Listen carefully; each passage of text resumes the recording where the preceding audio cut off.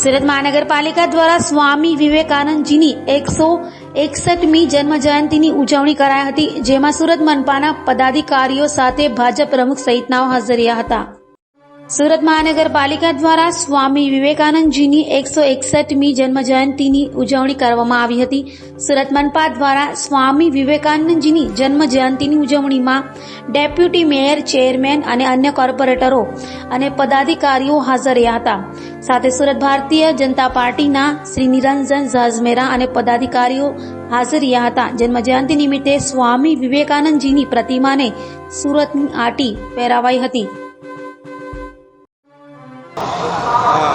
આજે કઈ જગ્યા પર સ્વામી વિવેકાનંદની જન્મજયંતિ નિમિત્તે ઉપસ્થિત છો અને કઈ રીતના આખું કાર્યક્રમનું આયોજન દિવસ દરમિયાન? આજે રાષ્ટ્રીય યુવા દિવસ છે.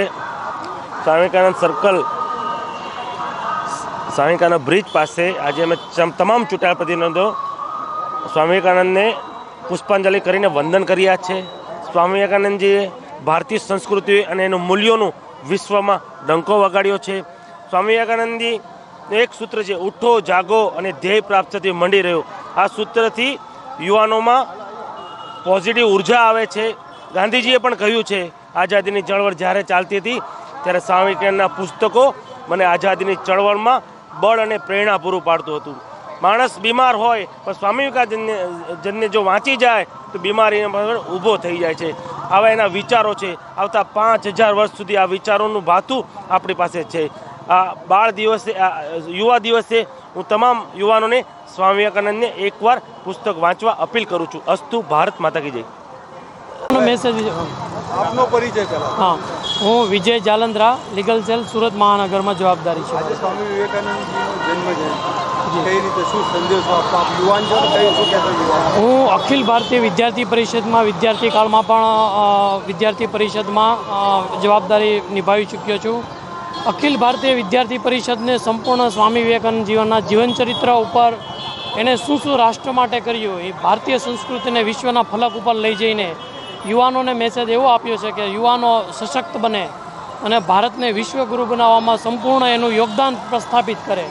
સ્વામી વિવેકાનંદના જીવનની વાત કરીએ તો શિકાગોમાં 1893ની અંદર જે શિકાગોના કોલંબસ હોલની અંદર એમણે જે અમેરિકન ભાઈઓ અને બહેનોની જે સંબોધનથી કર્યું, તો આનાથી એક ભારતની સંસ્કૃતિની એક વિશેષ ઓળખ પ્રસ્થાપિત જે તે સમય વખતે થઈ હતી. અને યુવાનોને હું ખાસ એટલું કહેવા માગું છું કે યુવાનો, આજની પેઢી સ્વામી વિવેકાનંદજીના જીવનચરિત્ર ઉપરથી વ્યસનોથી દૂર રહે.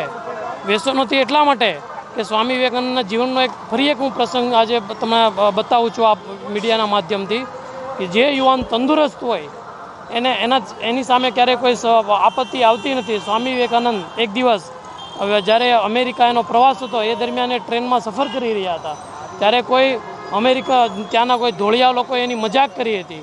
તો સ્વામી વિવેકાનંદજીના જે મજબૂત અને એકદમ શારીરિક એના મજબૂત સ્નાયુઓ હતા, એના લીધે સ્વામી વિવેકાનંદ એને એક જ ઈશારામાં એને સમજાવી દીધું અને પહેલાં લોકો એનાથી દૂર થઈ ગયા.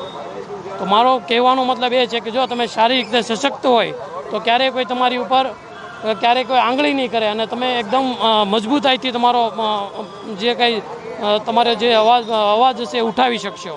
તો આજની ભારત દેશ તો આગળ વધી રહ્યો છે, પણ યુવાનો પણ સમાજની અંદર સશક્ત બને અને ભારત દેશને સશક્ત બનવામાં એની ભૂમિકા નિભાવે.